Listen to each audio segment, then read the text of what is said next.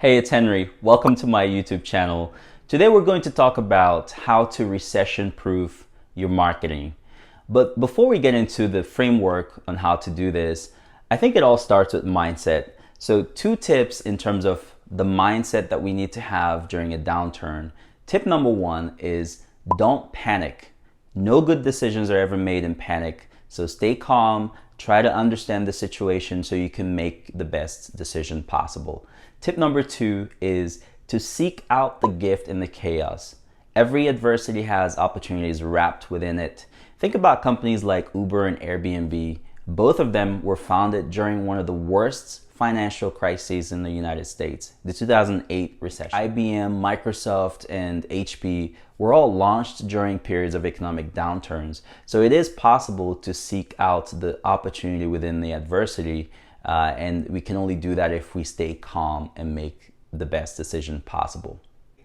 Let's get into the framework. So here is the 5-step framework on how to recession-proof your marketing. Step number 1 is to start with a marketing impact analysis. What I mean by this is you want to understand what's happening with your marketing mix. And so across your market, your medium, and your message, the 3 M's of marketing, you want to get clarity on how they've been impacted. You want to assess your competitive landscape as well as your wider industry and understand how they've been impacted.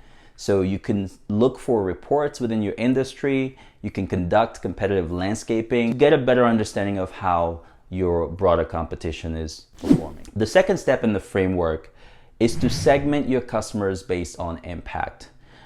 It all starts and ends with customers. And I think that recessions create 3 types of customers. The survivors, people who are just trying to keep the lights on. The adopters, people who are buying but maybe a little less frequently than they used to. And then the thrivers, people who still have the cash and the cachet to keep buying from you. What you want to understand is how many of your customers fall into these 3 categories so you can better serve them. The step 3 to recession-proof your marketing is to reposition your product. So I want to offer 2 tips on how to reposition your product during a recession. Tip number 1 is to essentially create a bargain buy.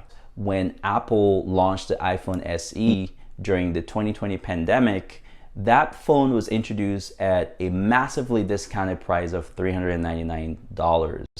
And that was 40% less than the high-end iPhone at the time.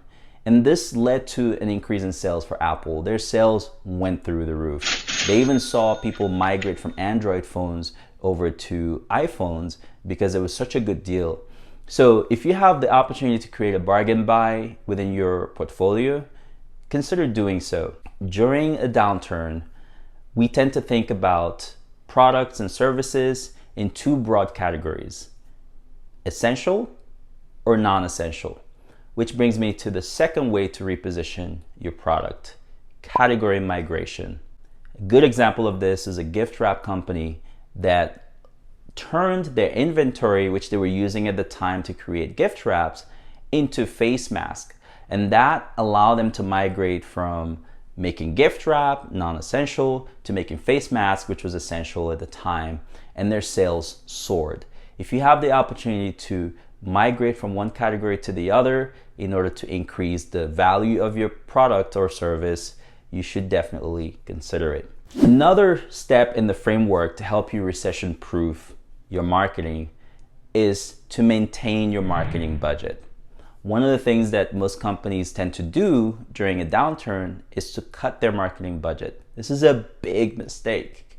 And it's actually an opportunity for you, because what tends to happen when people cut their budget is acquisition costs go down. So now you have the opportunity to acquire customers at a bargain. If you can truly deliver them with a memorable experience and build trust, they will come back and buy from you even after the recession. So that's a great way to increase the lifetime value of your customer base and acquire new customers in the process.